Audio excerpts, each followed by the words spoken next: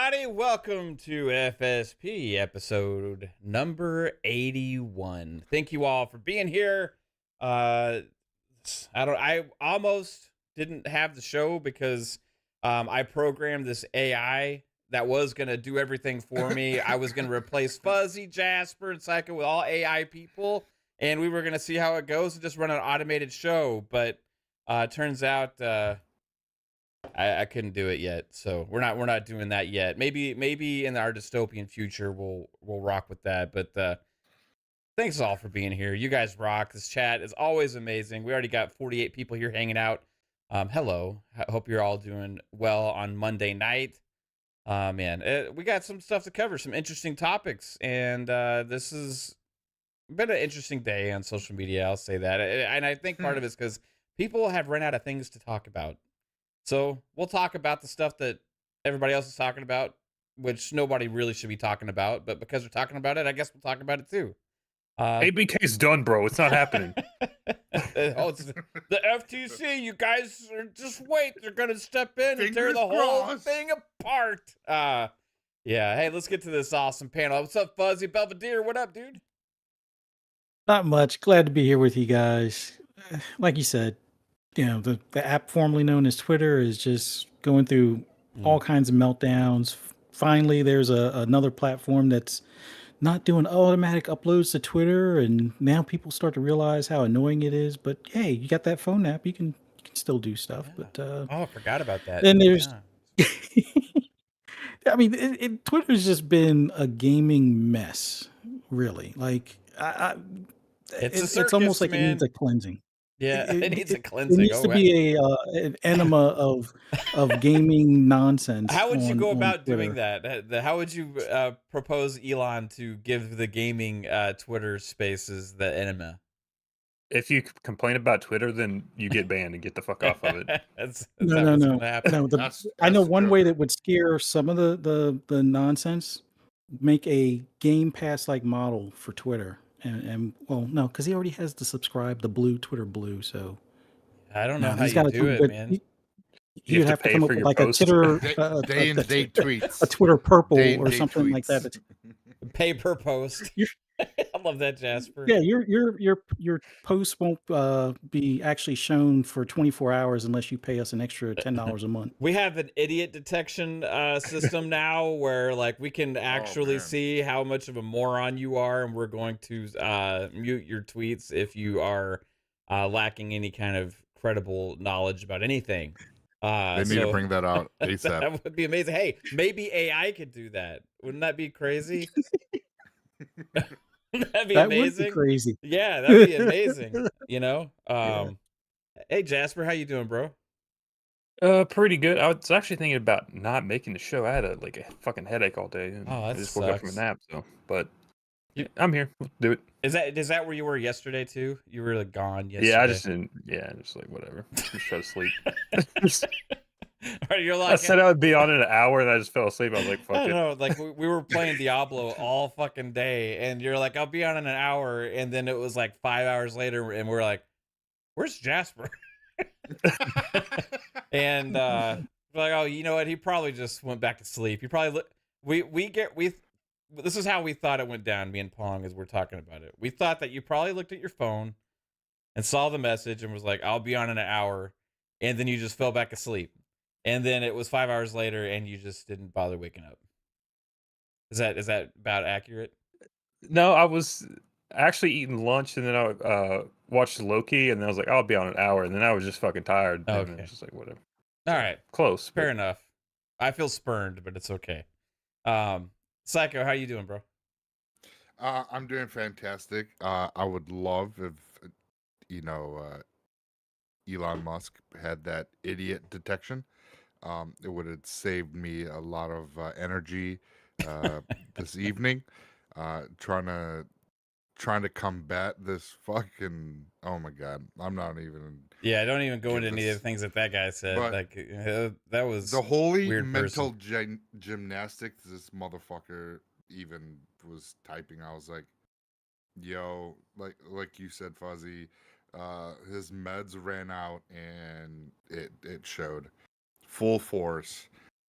But by the way, he does have 72% female viewers out of his 8 followers. So, Yeah. you know, none of them Yeah. are sex bots. So 'cause he knows something to brag 100%. about too. It's just a Yeah. weird thing to even say in the first place. Fucking. I've oh my never God. looked But- at the and- percentage of my followers. It's probably 95% guys, I would assume, and the 5% that are not are probably sex bots. yeah, or some of the awesome people in the community that are not, obviously. But like, I would never like go on Twitter and be like, look at this, look how many of my percentage of my followers. You know, like it's just so weird, man. But Dude, that it's. happened. You know, Oh my God. that's the kind of thing that Elon's AI should detect, right? If anybody Yeah, makes a yeah. post like that in the future, automatically, you know, put them at the bottom of the barrel on the engagement. Well, the funny thing is the reasoning of all this fucking craziness even started is because I replied to the Xbox after they're showcased. Like how What, we said, 2 let's not go into it. And we're I going know, into it. but 2 weeks ago I posted, amazing showcase to Xbox, Yeah, and like, then 2 yes, weeks 12 later, 12 this days idiot ago. is like, oh, he's like had this mental breakdown, and he's just like, oh, you're a freaking, this must be one of your freaking accounts there, Xbox, blah blah blah, and I was like, no, I'm not a fake account, I'm real. And then he just went into this regurgitation of like mental breakdown. I'm like, bro, I Yeah, can't he was like handle posting that. you graphs and stuff. It's Dude, so and weird. I'm Anyway, like, all right, bro. So, Yeah. but I've been playing Sea of Stars, or not Sea of Stars, Star Ocean, second story R. Fantastic game so far. what system have you been playing that on, Psycho? It's only on PS5. Oh, okay. And Fucking Xbot. hey, you know what though? I was like, you know what? It's been about 8 months. Let me turn this PS5 on. It's just sitting here, and so it's been I've been using that, playing it. It's great. I love it. It's like that modern environment, but it's like pixelated characters. So it's kind of like how Yeah. the new Sudoku, the new what is that? Right? Is this Sudoku? Suikoden. Suikoden. Yeah. Oh, sorry, Suikoden. It sounded like Ryu from Street Fighter. Sudoku. Sudoku. And Hadouken. Euden, and then Euden Chronicles 100 Heroes. It's kind of like that art style. So I'm pretty psyched. So this is kind of what I wished Final Fantasy VII Remake was. I kind of wish it was this modern back environment, and then it was given us a 1632-bit character model. Mhm. And that would have been phenomenal. I think it would have been better off, but hey, Yeah. they thought the Sony formula worked, but their bottom line shows otherwise. So Yeah, well, Let's get in I'm some glad you're topics. enjoying the game, bro. I'm gonna pick that up eventually, probably when it's on sale at some point. I've been playing. it's only $50. Yeah, it's just so many games to play right now. Although I for know. some reason I just keep playing racing games right now. I'm not playing anything else. I've been playing Forza Motorsport, playing GT7. I picked up WRC, and it's actually really good too, man. Like it's really fully fledged. It's $50 game also, but it's if you have Game Pass, it's $45 because of the EA Play discount, whatever. So then I had some rewards. So I ended up getting like for $30 or whatever. But like it's Nice. yeah, it's really good. It's like it's made by Codemasters now, right? So it feels like dirt, and like That bad. Not no, Dirt was game. one of the Got it. best. it. Yeah. yeah, it's it's got like really deep career mode, like awesome mechanics in the cars. Like you can build your own cars, Fuzz. Like from scratch. Like you can pick all the parts and stuff. It's pretty sick. So yeah, I'm liking WRC. So if you're into racing right now, like I am, which I don't know why I'm so addicted to racing right now, but I am. Check out WRC. It might be worth it. It doesn't have like the graphics of like a Gran Turismo or Forza, right? But as far as like dirt rally racing, it's like top notch, man. Absolutely awesome. All right, guys. So We may not be getting games in the future though, or we may not be getting games made by people.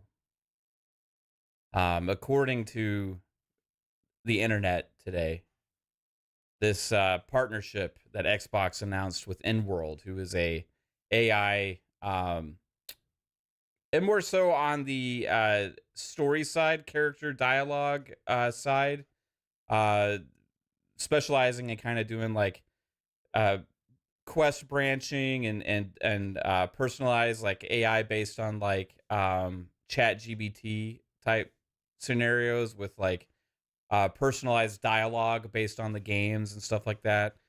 According to the internet today, that this is the downfall of people making video games in the future. So we have a lot to be concerned about, apparently, which for some reason was never discussed when Sony formed their AI division in 2020, when they also bought an AI studio, and when other publishers all across the entire gaming industry have been investing in and researching and improving AI technology to advance their games.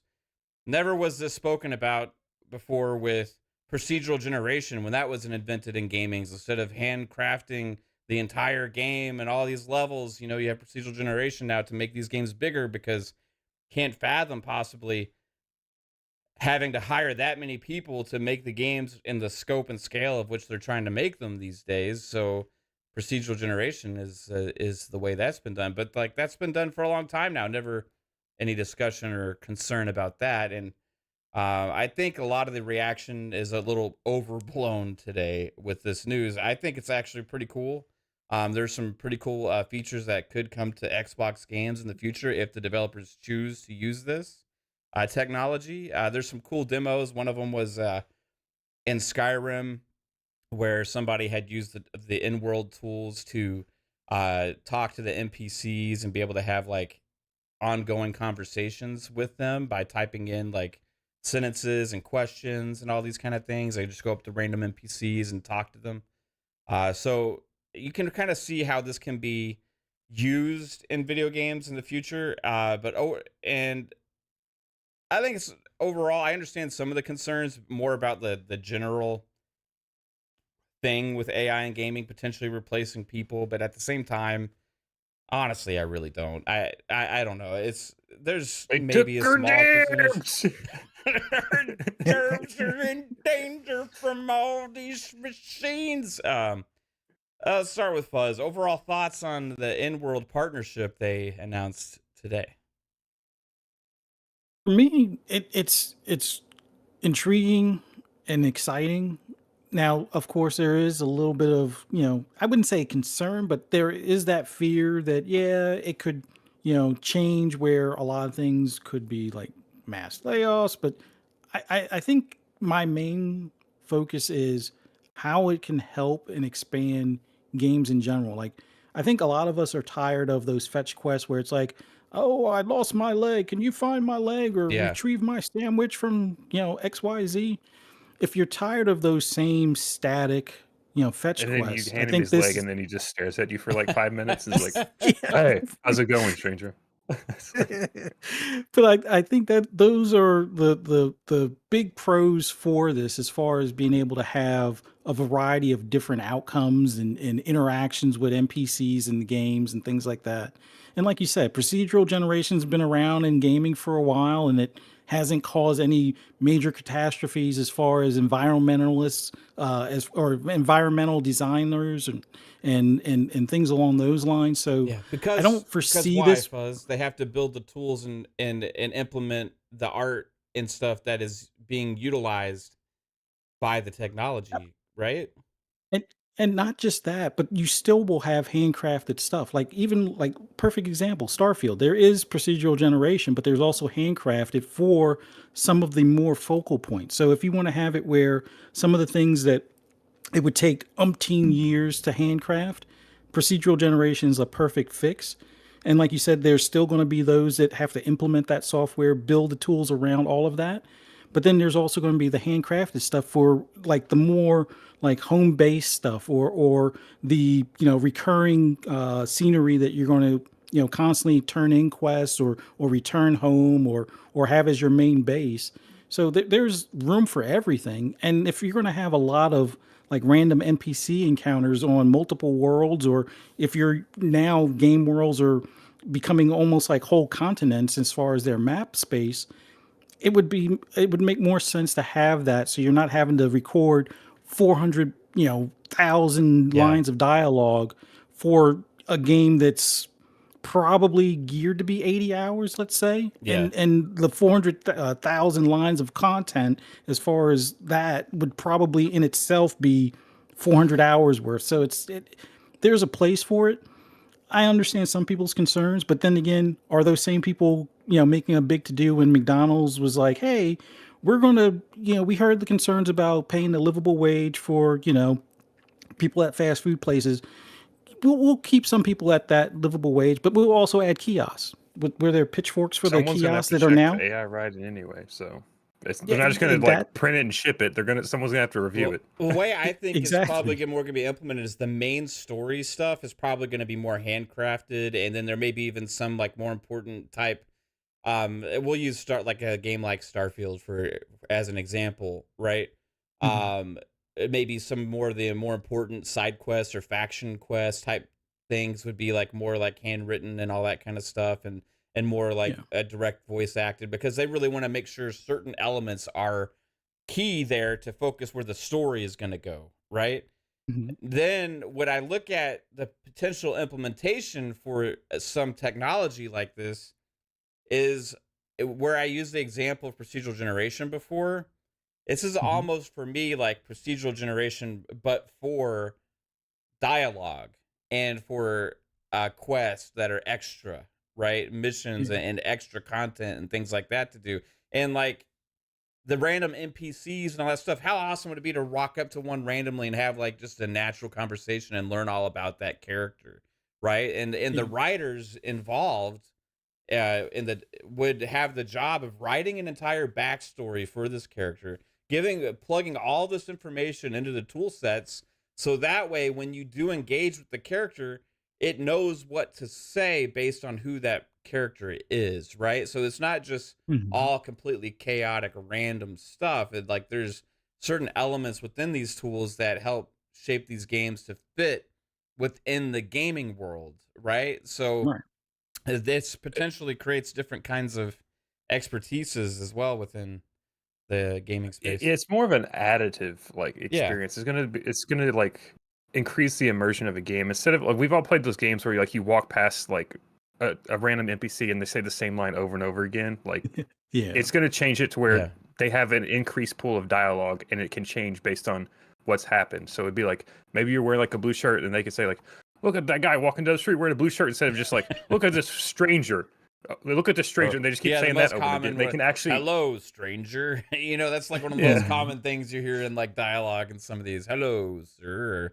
Maybe They'll actually they like that's the additive part where they can like just keep addressing yeah. stuff that's changing in the game, and eventually it will be like they may be able to react to events that they've Mhm. witnessed. Like maybe you shot someone in the face, and be like, "Oh my god, this guy's crazy! He just killed that guy!" And then like he tells everyone, and they can start building off of Yeah, experiences like so that. and games have been trying to do stuff like that for a long time. So like you have Mhm. potential for things like that to have a bigger impact on the worlds and stuff. So I look at it like as a potential for growth in gaming, Yeah. and then the other aspect where people are concerned about people losing their jobs, like and stuff like that over long term. I actually kind of look at it the opposite way as well. Like when you look at who I think this kind of technology is going to help the most, it's these smaller devs that only have like a few people and now could potentially be able to build games bigger than they ever thought possible before, which People could are going to end lose up jobs, and it's going to create jobs. Like right, like, and Yeah. it's going to help grow these studios that have a game that they can actually make into a better experience, a bigger experience, and then all of a sudden now they need to hire for their next game that they're going to have even more handcrafted content in and all that kind of stuff as well. Mhm. Like, there's a lot of things now. You may have some games come out that are like purely like, okay, we're going to really go off and experiment here, right? But you can't tell me that these creatives, right, like the Todd Howards of the world and like a lot of these other people that are just really kind of visionaries with the kind of stories they want to tell are just going to leave everything up to AI, right? Hey, you just make the game for me. I'll sit back on my cozy little Todd Howard throne and just see what you cook up for me, man, and we'll see how it goes. Like, that's not the world we're gonna live in, you know? Like, Dude, this is not gonna happen. I can already like imagine Kojima's game. He's gonna like this cloud game's coming out, but his next game's gonna be cloud AI. So where it's like his next game's gonna pull like information from the cloud that like is relevant to us, and then the AI is gonna write stuff based Yeah. off that. So like you can have a game set in the future, but then it can comment on stuff that's currently happening in today's world. Right. Yeah. Yeah, and think That would about be the awesome. implications too of like the entire player base data feeding into this, right? Like, not just the real world, but like everybody playing the game. What if you have more of a shared world type gaming experience where the impacts of everybody kind of shapes more of the world based on everybody's actions? Like it used to have these conquest modes in like multiplayer online games. Like one of my favorites was Chrome Hounds, right? Where you had like when you played the multiplayer, you would choose which of the three factions you wanted to be a part of, and then the multiplayer mode always had each of the three like battling against for like map dominance, right? So like put that Mhm. perspective of like, okay, you have an online multiplayer game or something like that, and you have all of these players, but like their actions actually could shape the reactions of the world that we're in as well. Where okay, this faction has been winning, right? So like the world reflects that in a way based on the interaction with the characters and all these kind of things, and like maybe you're seen as a lesser uh, class or person because like you're on the lower place squad or Your team conquest fucking mode or sucks, whatever. bro. Yeah, you walk around and some guy's like loser, just like a random NPC. You know, like there's so many random possibilities that you could think, and like ultimately, like I'm never against technology pushing the industries forward to be able to create bigger and newer things. If we had pushed back against this kind of mentality all along, right? Procedural generation or this or that, everything has to be handcrafted. Everything there can be no bugs. Everything has to be like 100%. You know, you just put it in, play it, amazing experience every single time. No updates, no day one patches, none of this stuff. We kept fighting back against all of these things that we hear all the time about complaints. We would all still be playing on games like Nintendo has on the Switch. Like, you know what I mean? Like, that's just it is what it is. Like, do You're we lucky want if the those have entire dialogue. do we want the entire gaming industry to be that? I mean, I appreciate those games for what they are, you know what I mean? But like I Mhm. also want these other bigger, better worlds with more dialogue and more interesting things going on, and advancements in technology is what helped us get to where we are today. This is And it's like gonna adding what color to the TV instead of it being black and white. This is adding color to it. Yeah, but hey, man, those people that made all those black and white screens, you know, they're gonna be out of their jobs, Jasper. I don't know how it's gonna go. They just need to learn how to make ones in color now. That's all. Psycho, what's your overall kind of impressions on like AI and gaming? Is this a concern for you, or are you more of like, you know, see how it goes, or what? Um, I don't think it shouldn't be a concern as long as they're using it as a helpful tool alongside regular game development. Yeah, If they're not using it to do most of the work where um, you have whole teams being replaced by AI, that's when an issue will come about. Is when that happens. But when they're using AI to help generate, um, things that are happening in the background, in the generating the environment, small things, helping with conversations, for dialogue, being able to actually have real conversations with like you guys were saying that, hey, you're wearing a ruby enchanted armor, and they mention that that just that kind of like brings more in the immersion that the actual AI, the NPCs notice, um your achievements, notice the things that you've been doing in the game, because it's tracking that and it's reflecting that in the dialogue. That just brings it more of an immersion that really brings the fan base into the game more. So when it's something along those lines, I don't think it's going to be an issue. Yeah. As I said, so if they step outside of that, then yeah, we should speak up, voice our opinions, that we don't want. Yeah. Then they're replacing actual people for AI, because it's cheaper. Well, that's not how. at some point too, though, like, okay, so for example, right? Let's say a game has bigger ambitions and of scale and scope than is really feasibly possible to hire that many people and take the time to fill in to do, right? So you have Mhm. like a lot of voice actors, and again, I'll use Starfield as an example because it's probably the most ambitious and scale and scope game I've seen in a long time, right? Like, how many lines of dialogue do they have? Like 750,000 or something crazy like that, and all these like Yeah. voice actors and all this stuff. And yet you're still walking around, you still hear the same lines over and over again sometimes, and like you still have like a lot of repeat things there. You know what I mean? But like, Mhm. and okay, so let's say they wanted to really flesh that out and go even further above and beyond, right? And be able to populate things more and go further with a lot of these other planets for the next Starfield, right? And do all these other things.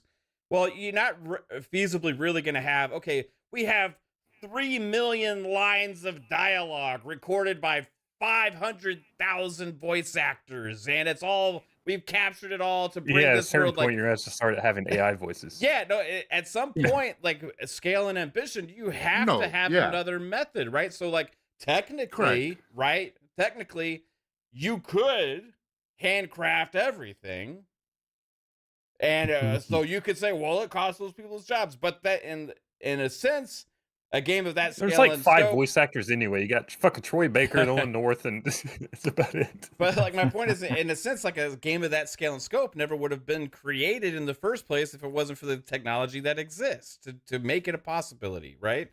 For how they use the procedural generation in Starfield was the only way they could make it to where we Now- have 1,000 planets, right? So could they have handcrafted every single planet?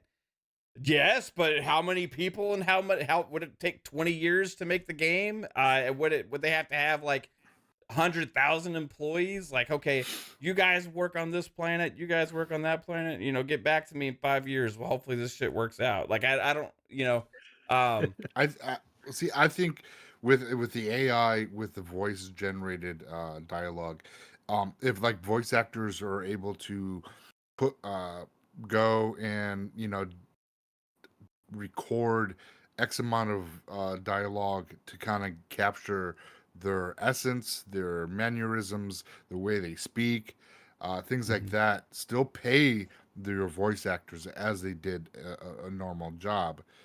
But this way now the AI is able to generate more dialogue on the fly.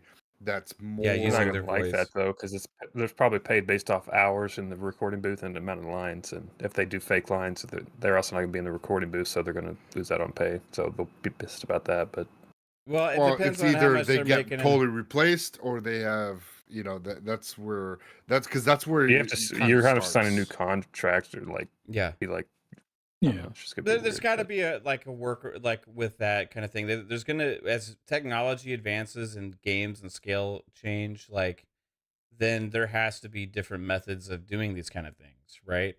Now, I don't think you're Yeah. gonna have one person doing the voices for Starfield, like or whatever, and like oh, AI will take care of the rest. You're still gonna have a lot of voice actors and pay everybody, and then like have AI kind Your of main take, characters. yeah, take that Yeah. because they still want unique delivery and all that kind of stuff as well. Like you don't want everything to sound Mhm. like a bot or a computer or whatever. So there's got to be personality inflection there as well. So I think there's a role, and I feel like it'll be interesting to see what they do with it. But like it's going to be a problem in other than just gaming too, because if you go in like YouTube or TikTok or any of these sites now, you can hear like these like deep fake things where like, okay, hear the Weeknd singing a Michael Jackson song or whatever, but it's like actually it's not really the Weeknd. It's like the AI voice Yeah, of there's the like Weeknd, entire you like know? Post Malone songs written by AI, and then like they put it through a voice so it kind of sounds like him, and people Right. actually think it's a real Post Malone song. Yeah, it's stuff like that, man. And it's like there's a lot of things that like, yeah, there's gonna be interesting kind of policing of this kind of stuff to figure out how it works. But like at the end of the day, I don't really think this technology that Xbox is partnering with them is gonna really replace too many jobs. I think it's going to potentially just give extra tools to the developers to be able to create Yeah. more fleshed out games, right? Especially like with smaller teams that are working on like passion projects, kind of like Pentiment. Imagine being able to have that small team, but utilizing AI to help uh, flesh out the game quicker, and you have games that are still really good developed games, but you had the help with AI to kind of get you there faster. Especially like if you're starting off as an indie developer, and let's just say you're like one or two people, and then but you utilize the AI, and you have a game that is to the point where you couldn't be able to do it on that scale with just a handful of people. So it's it helps out on many levels. So it's like it's just not big. Xbox is the only one that's going to be able to utilize this. Yeah. Smaller developers, smaller teams, and passion projects can definitely be fleshed out quicker if it's utilized properly, and you can still. And if it doesn't seem like it's like a robotic voice speaking to you when I think Yeah. like it's there's gonna be a fine. couple benefits and problems with this. Like another benefit is like it can improve a lot of the writing. Like some games just have like terrible like writing stuff, so it could improve that. But at the same time, like AI, like if you really start playing with it, like you can start noticing patterns within like AI and how it like writes stuff and talks. So like Mhm. you have to it's gonna be a fine line of like once you once you see it, you know it's AI writing. It's just like something that you have to experience. So like that's like gonna have to be worked Yeah, out. a good example is if Yeah, you the uncanny valley yeah. kind of thing. If you watch the there's a on Inworld's website, there's a actual demo of somebody who implemented their technology in Skyrim. And he walked around to different NPCs and he typed in like sentences and had conversations with the NPCs and stuff, right? And they would react to what he said, right? But like, and some of them were better than others, and one of them like you could kind of really tell, you know. But there was also kind of a more of a delay in the response because it had to like process and think what it was going to respond with as well, right? But this is still early stages with this tech Yeah. too, and with that small team, or this was like made by probably one guy that was messing around with it. You know what I mean? So it's like, you're gonna have Great. So now all my gaming conversations are gonna take 30 seconds for this guy to respawn. processing input from user. I will come back with response shortly. No, it's gonna be interesting to see where it goes, but it's gonna, I think, help small developers. It's going to empower big developers. Short term, it may cost some jobs, but also create new ones. Long term, as AI takes into a hold in the industry, in all industries, is probably going to cost quite a bit more jobs, right? Also, new jobs created, but that's not just a gaming problem. That's like an entire world problem with all of tech, Yeah. right? Yeah, I mean, every industry you can really think of, whether it's financial analysis or whether it's like movies or music or um, I'm just using entertainment examples right now because obviously the gaming thing, but like you could go through tons and tons of different jobs and really look at it and be like, oh, okay, I guess we don't need a person to do that anymore because AI can do it, right? And technology keeps pushing that stuff forward, and that's a reality of technology, but also being created as AI companies. Yeah. And that's also all these AI companies are also new companies that didn't exist before, or a lot of them, right? And you also have companies like Sony starting a AI division back in 2020. You have Microsoft hiring people to do that kind of stuff as well, and so and it also creates jobs in a different industry and space that's growing right now rapidly. So yeah, like the world always changes. You know what I mean? And I don't always want to push back on it for advancement of technology. Now we talk about the long term aspects of AI and how dangerous it could possibly be. Like Wally, baby, here we we come. we have Judgment Day. We'll have another conversation, Yeah. 50 years from now, whatever, when these things are like, we lose control and stuff, like, think got stuff to worry about. We'll see. But like overall, like in the gaming space for the short term, I think it's going to hopefully help things, but also I think it'll run into its own problems like every other new technology does. And I don't think we're really going to see like this huge transformation all of a sudden just because of this partnership, right? Yeah. I mean, perfect example. Look at how the car replaced the horse. And that was a big to do back in that day. And it's created numerous other industries and there are still horses. People still use them for various things, What? but there's tons of Horses Well, still no, I exist. What? no, but as far as that's concerned, like if you look at today now with cars in general, now there's more talk about automated cars and things along those lines where you have, self-driving cars and how that may affect the delivery or trucking and things along those lines. So there's always going to be updates or replacements or things along those lines to move us forward technology wise, and jobs will change. So the employment force out there will have to either change or update. Much like even just focusing on the gaming industry, there are other issues where they need to reevaluate some of these contracts. So voice actors, for example, I think it was Lane Riddick that passed away not too long ago.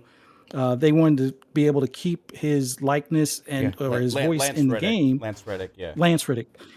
They wanted to keep him in the game, but that wasn't originally written in the contract. And it's now to the point where these ongoing games should probably, not to be morbid in any way, shape, or form, but they should probably look at having clauses in there. If you pass, does the earnings from the game go to family, or how all of that works? So things like having AI and voice actors as it currently stands, some of those things probably need to be looked at, where either the actors out there now need to have it where it's like, okay, if my voice is used as a remix as an AI alternative voice, I get a percentage of the proceeds or some sort of residual from it. And that might be the way moving forward to kind of protect that part of the industry. But then again, those that are into programming for like environments or quest lines and things like that, they may also want to dabble in AI programming, so that way they might be able to use that tool and give it more of that handcrafted feel without necessarily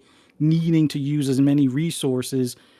As far as people creating those by hand, they might be able to work towards directing those tools in that fashion. So and maybe you get more content out of it instead of like spending a week creating a level. Maybe you just say design this level, and then you come back at the next morning and it's fucking made for you.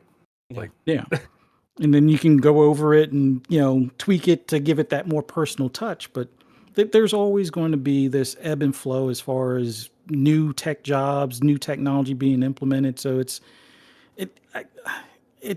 the time to be afraid is when it is Skynet time. But even then, if we were worried about Skynet, or if we're seriously worried about Skynet, then things like military drones should be a bigger concern than what they are, or stuff like that. But even still, it's at some point you have to, I wouldn't say have to give in, but you have to allow things to progress, because there's all kinds of other opportunities or possibly problems, but also more so benefits of things when we start advancing or moving forward as far as how these systems work and things along those lines. So it's just interesting, man, because Rainbolt in the chat, shout out to you. I didn't know this, but I guess James Earl Jones basically gave the rights to his voice to Disney to use for future Star Wars projects, right?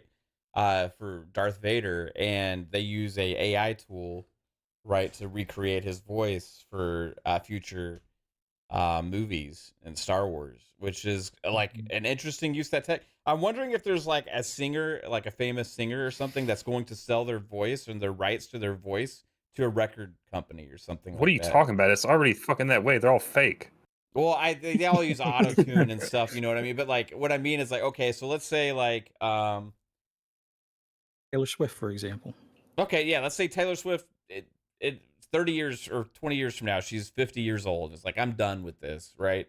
Uh, she's like, I'm losing my voice, whatever. I'm going to sell the rights to my voice for like $5 trillion or whatever it is worth then, I don't know, to whoever record company. And they produce records with Taylor Swift's voice for like 100 years, right? Like, it's a kind of crazy thought that we could have.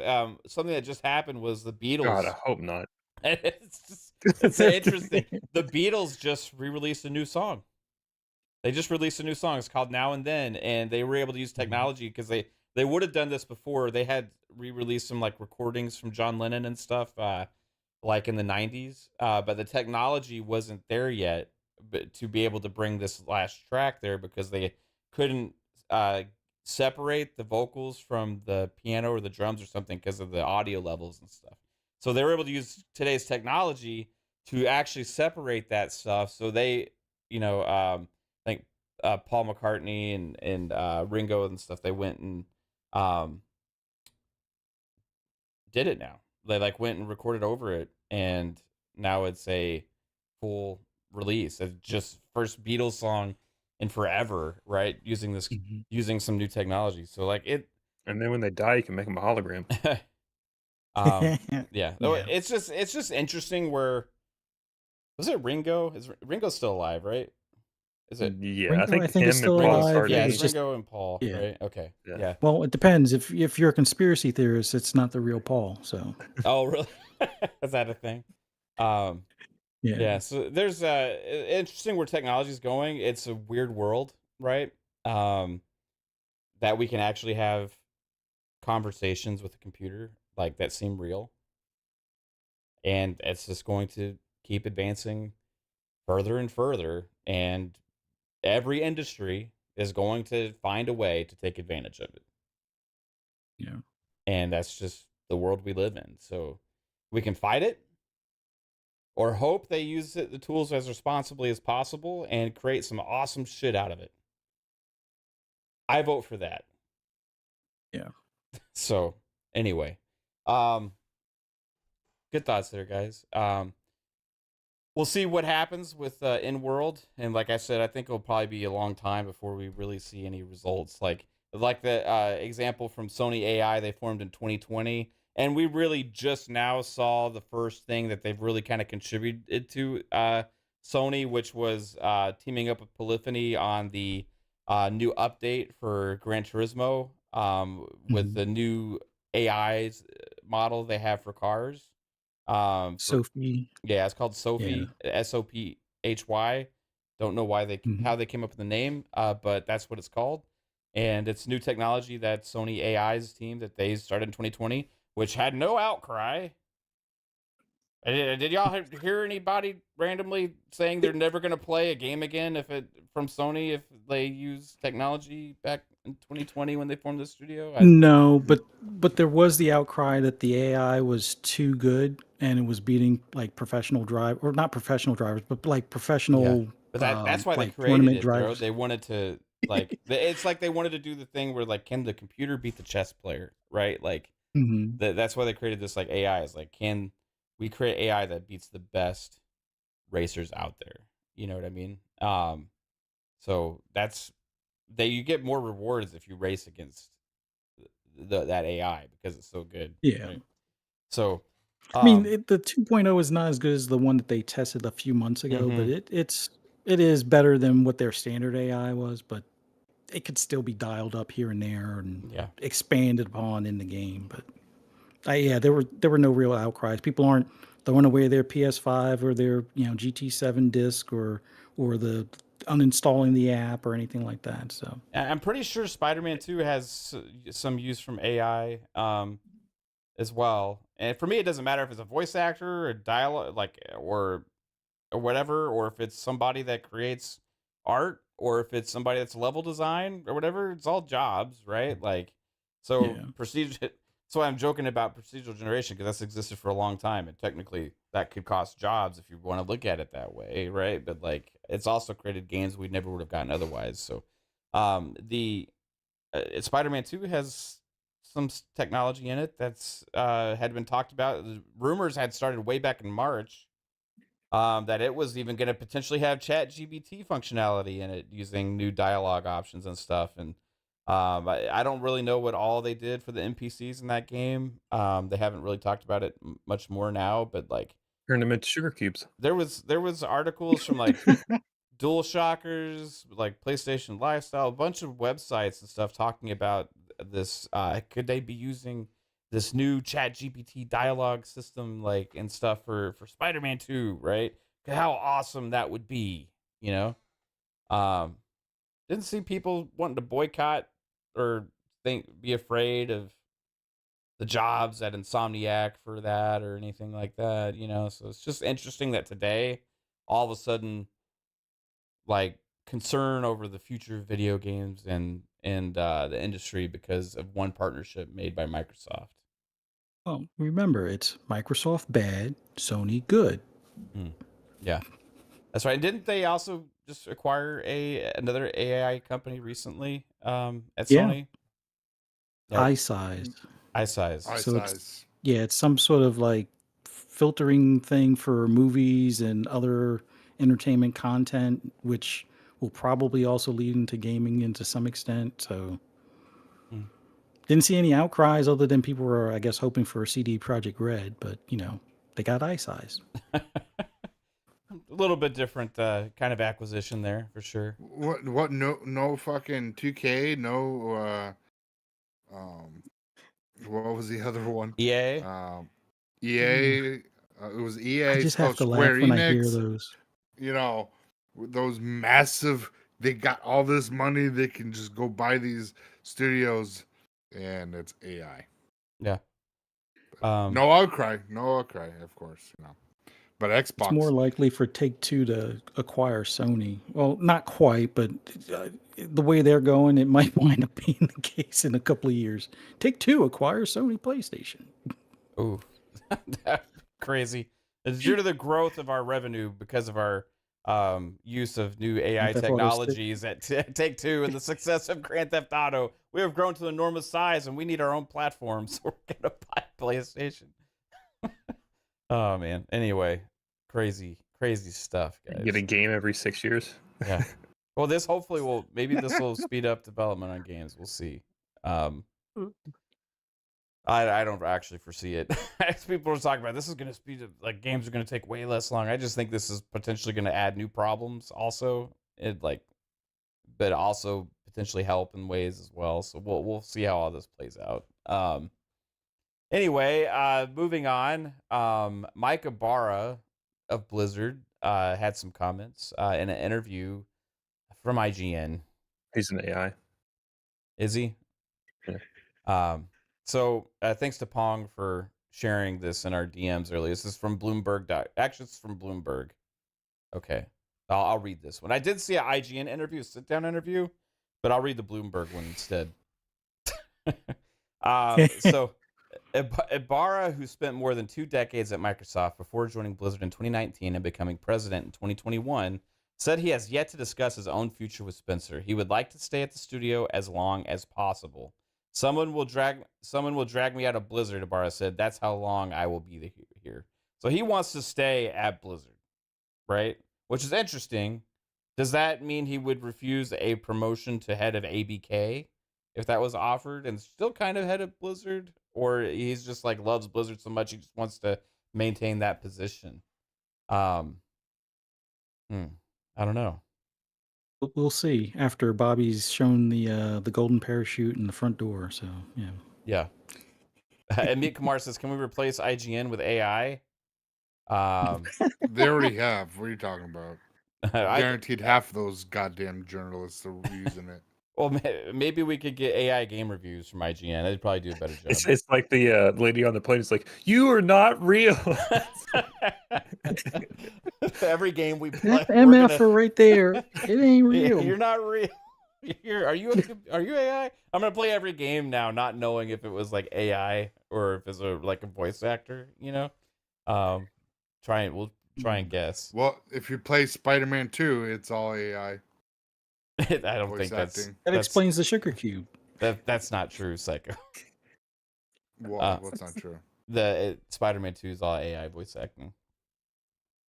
Well, they used it. they They used AI. They use some AI tech and stuff, but like Yeah. there's a lot of they had a lot of like voice actors and stuff too. Yes, I know, but I'm shit talking. Yeah. Okay. Shit talking permits infactual information here on Fun Speculation, I guess. So, all right. So It's like IGN. okay. Ybarra said on the heels of the acquisition, he still intends to have big teams working on the largest franchises, but he is also open to less mainstream projects, including a possible return for StarCraft. Under Kotick, many Blizzard staff members with experience developing real-time strategy games left the company. Fuck you for that, Bobby. Anyway, that wasn't in the article. I added that. So if the franchise does return, Ybarra hinted that the next iteration could be in a different genre altogether. This is that part to me speaks to kind of like the whole aspect of like Blizzard was only allowed to make games under under Activision that were these massive like long-term money machine type games, like which we brought this. You talked about this last week, Jasper, on Xbox Ultimate, about like maybe they couldn't figure out a way to like really extra monetize StarCraft. Maybe that's one of the reasons they let it go. And this kind of Ybarra is kind of hinting at that right here. You know what I mean? Like under Kotick, many Blizzard staff members with experience developing RTS games left the company. So if the franchise does return, Ybarra hinted that the next iteration could be in a different genre altogether. So maybe the next game wouldn't be a RTS if they bring StarCraft back because they lost all the employees, but this opens the door, like he said, to different kinds of less mainstream projects. That would not have happened. I don't know if Yeah, I don't know if you got to the part, but I think he also talks about like without being under Activision, he has a little bit more freedom, so they can, they don't have to like focus necessarily on making a game that they can monetize just to offset some of that profit.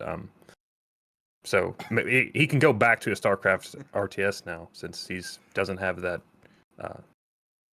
downward-looking Activision saying, "Give us more money." I will say, this is outside of what we're just talking about, but it's a little ironic that our bot just timed somebody Gimmie out. Did the bot do that? Yeah, the bot did it. Oh. Deleted. Yeah, timed him out. Oh, what? The bot did? Yeah, the bot did. The night bot did. Damn AI! The AI is like, oh no, you don't. It timed him out? Why?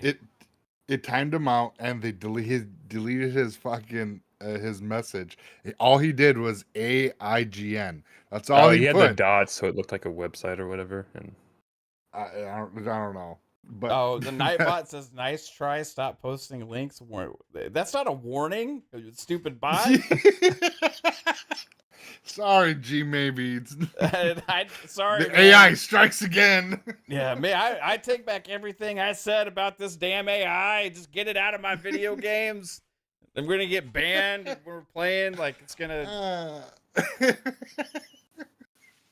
Shit. I'm sorry, man. Anyway, I can't undo it either. I don't think. No, he's back. It's all right. He's back. It was only 5 seconds. Okay. All right.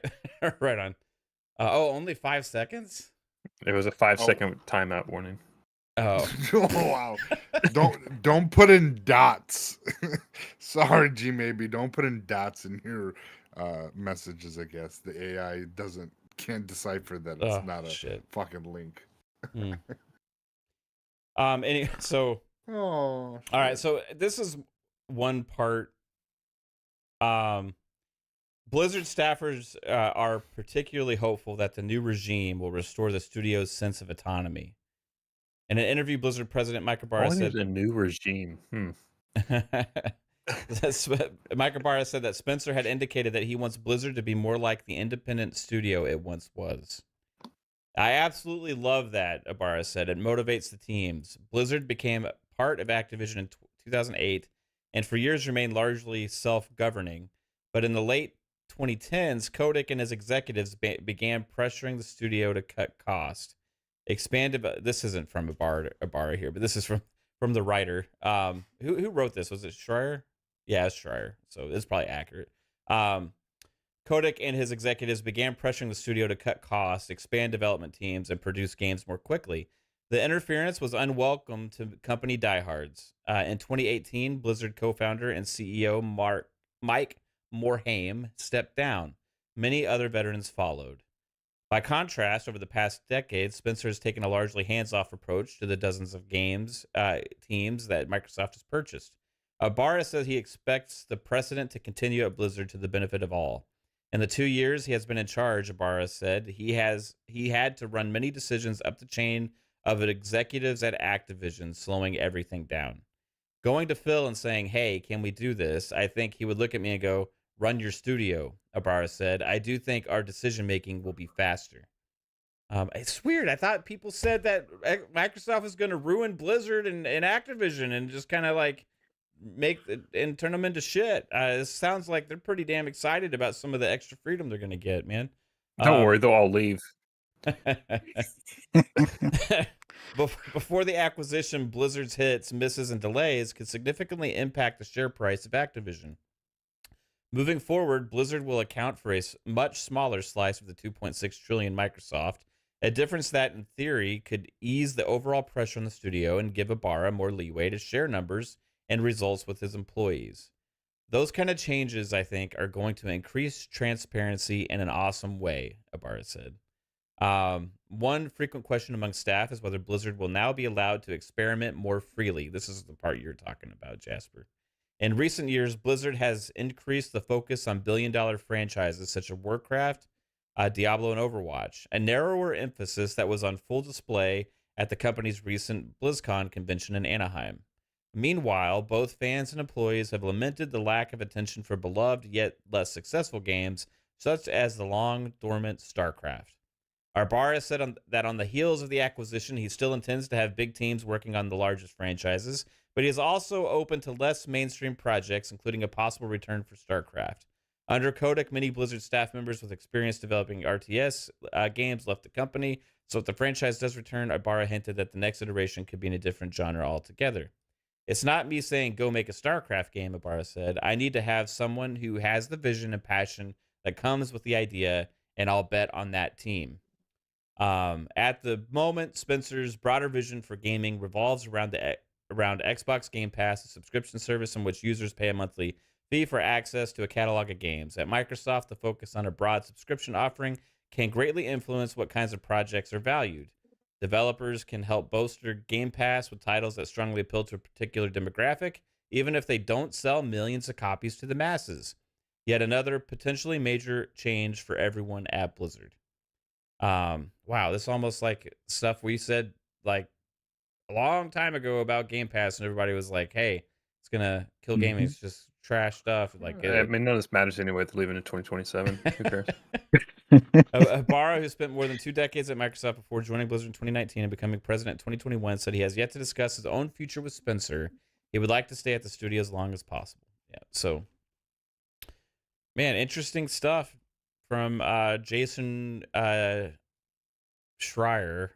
God, I hate reading stuff from him, but like at the same time, you got to sometimes. He's a really good journalist that is a really shitty agenda a lot of times, but like he actually has like really deep connections and insights to a lot of things. So it's like it is what it is. But yeah, thoughts on Ybarra? Like, is this? I mean, this seems like everything we talked about and wanted to hear, right? And this is 2 weeks after the acquisition. We kind of know why that energy was so high at BlizzCon from those developers right now. I think you heard he had that little like Xbox kind of talking point there at the end where he's like, yeah, just if the team's passionate about it and they want to do it, then they can approach me, but we're not going to force them to do it. So right, that's kind of like Xbox's whole thing. Yes, it's like they can take that approach now, just like Xbox has taken that approach with their developers. Now Blizzard teams have more freedom with under Blizzard because Blizzard itself has more freedom under Xbox, right? So and that Microbara connection now being ahead of Blizzard, like Blizzard, I think is going to be one of the all stars of this whole thing, right? I think for me, bigger impact personally. It has more franchises that I like. I mean, I love Call of Duty as well, but like, I mean, Blizzard's really got some gems, and I think they're probably the more talented developers, to be honest with you, as well. Mhm. Like their games are just optimized like crazy, dude. Like, um, they have issues sometimes and stuff, but like overall, like when they launch, they run smooth as butter. They look great, like amazing audio, like good graphics. The cinematics are second to none. You know, just super talented. What's your biggest takeaway from this, Fuzz? Well, I think the big thing now is, and I've kind of hinted at this before. I'm wondering if eventually the alignment of Activision Blizzard King doesn't get somewhat separated. Like, Mm-hmm. I think Ybarra would be a great fit for the overall for Activision, but if he's as passionate as it sounds in that interview about Blizzard, just in particularly Blizzard, leave him in charge of Blizzard. Allow Blizzard to kind of stand on its own as your premier PC and console platform provider type of deal, and let him kind of run that ship, with the freedoms that he needs for his teams. I think the big thing now is that a lot of the stuff that was under Bobby Kotick as far as their outlooks on how the pressure may be to focus on monetization, that may not be the focus. Well, it doesn't sound like that's the focus anymore. Not saying that they won't have any monetization, but Yeah. it's not like the livelihood of Activision Blizzard relies solely on the shoulders of Blizzard's IPs delivering subscriptions with Mm-hmm. World of Warcraft or monetization with whether it's the mobile version of Diablo Immortal or just Diablo itself with their $20 skins and stuff. So I think it'll be kind of like you said, some of the stuff we see with Xbox Studios currently, and even some of the Bethesda studios, where they can focus on the passion projects or focus on what they want to focus on. That when they have that that green light or freedom to do that, they can make awesome games or make awesome experiences or build on existing experiences to make the fans even happier or keep the fans more engaged for even longer. So I think it sounds like all of the hopes that we were looking for with this acquisition are kind of starting, and it just takes until it doesn't even have to wait until January to get Bobby out the door. It already sounds like some of the stuff is going on and may have been kind of talked about, but not on paper or officially talked about. Uh, prior to the actual ink being dry, kind of thing. So it sounds like they're already pretty much ready to hit the ground running, kind of thing. And Yeah. Bar is the right person to have there for that. So we'll Yeah, see. I agree. Alvin in the chat says too. He thinks they were always going to be kind of decoupled, like Activision and Blizzard. That there was not going to be a one boss over the two, and that got And me also, thinking too. Yeah, you go ahead first. Yeah. I was just gonna say, also, people like keep saying like put Mike Ybarra in charge of Activision Blizzard King is all that stuff, but like we don't have to have some of these like forward-facing people like actually be that. We can have someone that's like a leader of Activision, but they're not on camera all the time. And then whenever they want to do their appearances, they just have the head studio dude talk about their game instead of having the CEO of fucking Activision come out and be like, "Yeah, we're making Call of Duty again, folks." Like you just have your head studio come out. You don't have to have the CEO come out and talk about it. So maybe we Yeah. have like more of a closed door type of leader in that position. So if there is Yeah. ends up kind of like a restructuring of the hierarchy of ABK itself, right? Which it seems like they're kind of all hinting that it might be the case, right? Blizzard is maybe changes kind of who they report to or whatever. And for um, Microsoft can kind of handle all of that however they want to, right? So I'm wondering if it would be a possibility with this spirit in mind, right? You have King, then you have Blizzard, you have Activision. What if you split Activision into two and have your Call of Duty team, right? Just Call of Duty. The second team fucking. Well, the second team would be like your Toys for Bob, your like Beanox, maybe like so But that's the problem is like who do you decide? Because like they're all that's the key, entangled right? in the Call of Duty thing. So the catch would be the studios that are working on multiple projects, right? Or like Infinity Ward has a second project, right? But my thinking is those other studios, I want them freed away from Call of Duty, right? And there's certain studios that focus on Call of Duty. So what if you kind of like were able to kind of split those studios away in a like more of a like official way, so that way they aren't tasked with supporting COD or like relied on from the Activision like head ups. You know what I mean? Like in that case you would have more, you would kind of separate them out. Maybe it's Treyarch and Infinity Ward or whatever, right? Sledgehammer, maybe part of Raven or something. I don't know. And then you kind of say, all right, this is the Call of Duty team, right? Officially. And then we're going to grow that team from within, right? So we don't need as much support. And we'll use AI to do everything. And I'm just kidding. But then you have all those other studios that have been handicapped and not like able to make their own games and stuff, like able to kind of potentially flourish. I think it's something Activision couldn't have afforded to do themselves. The only reason Activision was growing is so they could keep funding the Call of Duty monster. Like that's why they kept opening new studios and hiring new people, was to keep funding and growing that Call of Duty monster. Yeah, but they I think Microsoft has like they want obviously Call of Duty to still be a monster, right? They do, but they can afford to keep growing those teams more so that have that super experience with Call of Duty.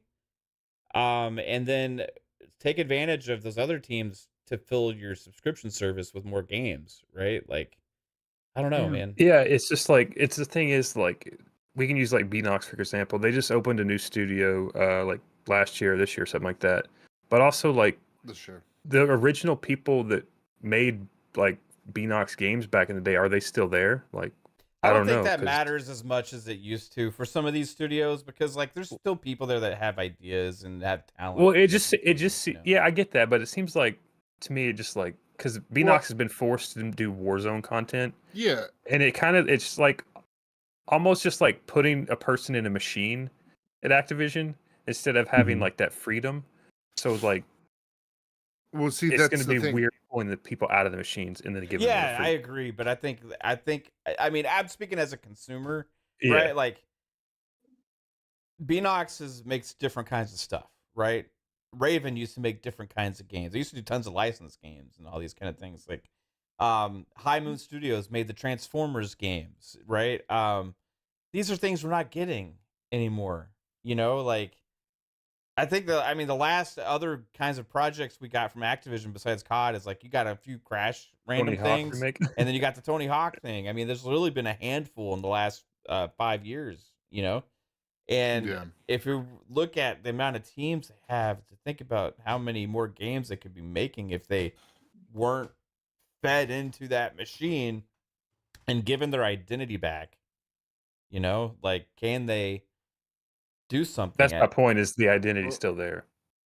And that's the thing, Jasper, where these studios under Microsoft, they can either split up and they'll still have, whoever wants to make COD can, and then, start a new studio to make these older titles or newer IPs that they want, and hire and possibly like the people that used to work at Beanox and High Moon and Toys for Bob and Ravensoft.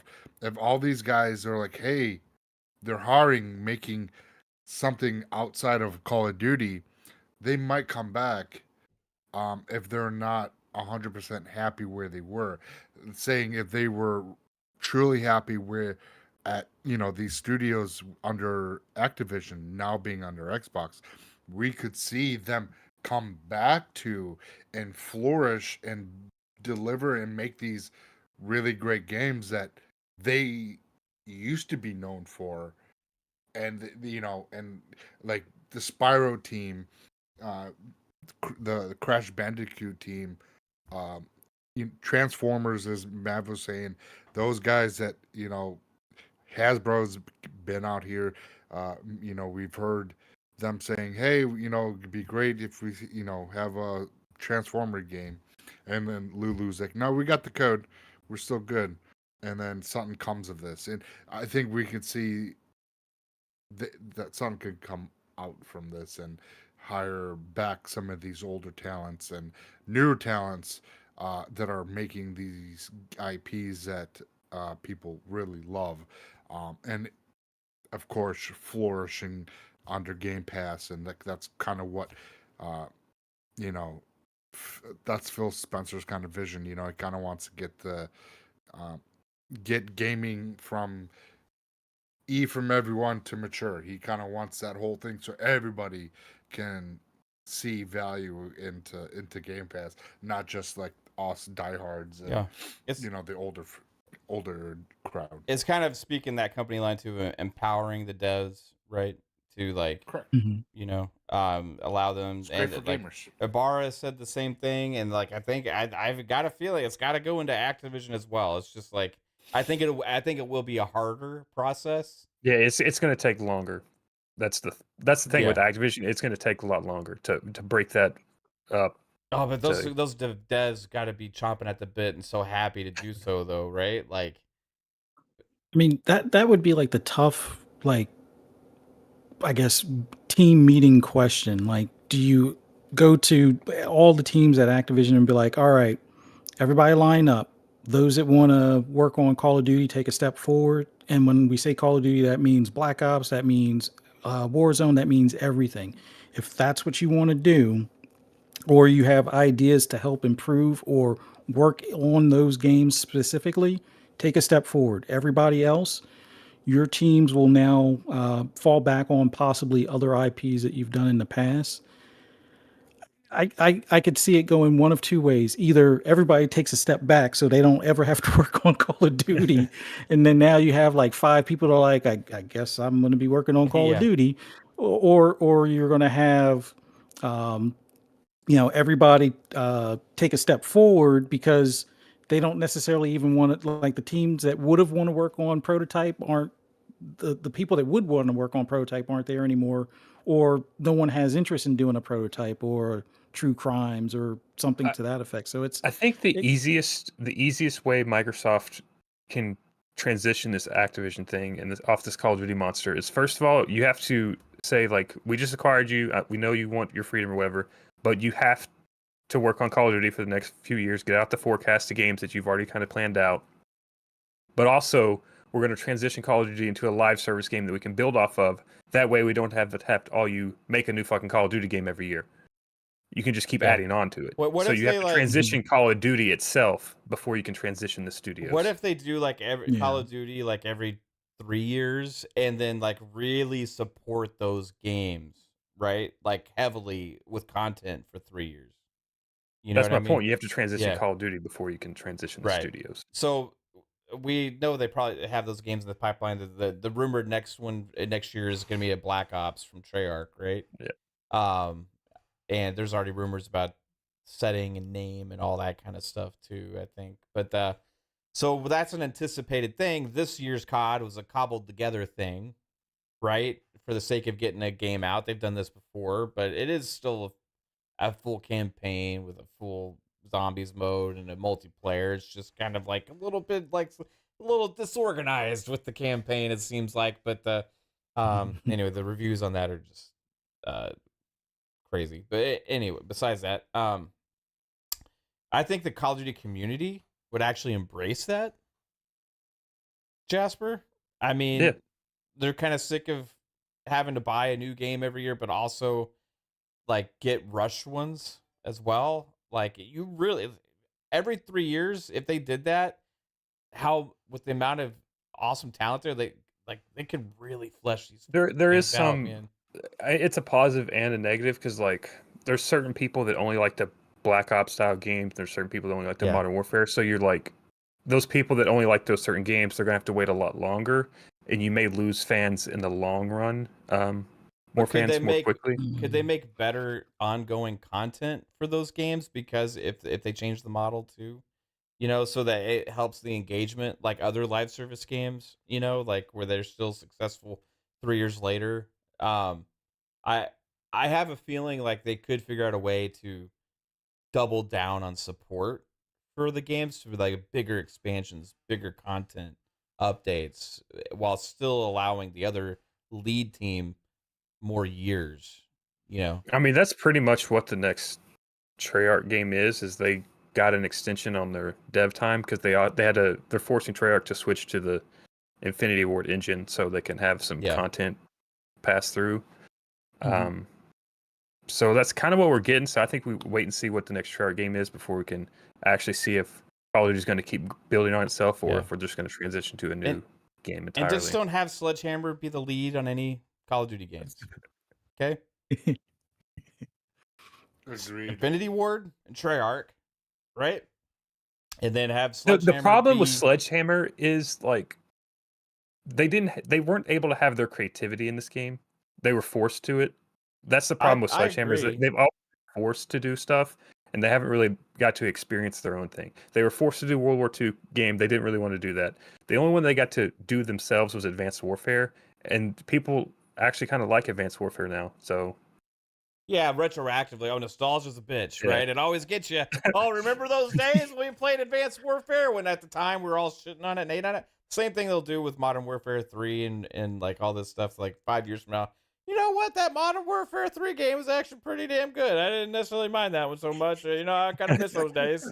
Oh, Sledgehammer, really pulled that one out of their ass now, didn't they? But I mean, obviously, I think Sledgehammer is like the not as successful with the Call of Duty campaigns and franchise as Treyarch and Infinity Ward, who had established Black Ops and Modern Warfare between the two. You know what I mean? Like, I think Sledgehammer has their place within Call of Duty. I just not as one of the main teams, right? So maybe, but just stick them on Warzone. If you were to make a new studio with mixtures of ones from Treyarch, from Infinity Ward, from Sledgehammer, from Beanox and whatnot, that was only doing anything Call of Duty related, what would you call it? The Machine. I don't know. Team COD. I don't know. You have like a fish logo. Duty Studios. Duty Duty Studio. I don't know, man. Essentially, they would be like the Coalition for Gears or 343 Yeah. for Halo. They possibly should just focus on making a dedicated studio to that. Like, I'm wondering if at some point, if Playground doesn't wind up doing a split between Forza Horizon and Fable, but right now they're working well with doing it as two teams, each one doing a separate game. But I think at some point it's probably best for them to, like Jasper said, do the transition with the game, but eventually transition to make a dedicated studio that's a mix of all, that only focuses on it, and go from there and have the other that's ones. also the thing is you got to ask what is Call of Duty now because the majority of the players are for Warzone, Yeah. and that's Raven's baby. So like, Mm. would you argue that Raven's the more important Call of Duty studio for Call of Duty overall because they have the majority of the players, that's the majority of the income? Right. Yeah. I mean, Yeah. Raven. I mean, I think the Warzone team would be separate from the other Call of Duty team, right? So, I don't know, man. It's interesting, like, to think about it, but plus also like you may have some rift at the studio. Like, I didn't want to be put into the Call of Duty guys. I wanted to be with the other guys, right?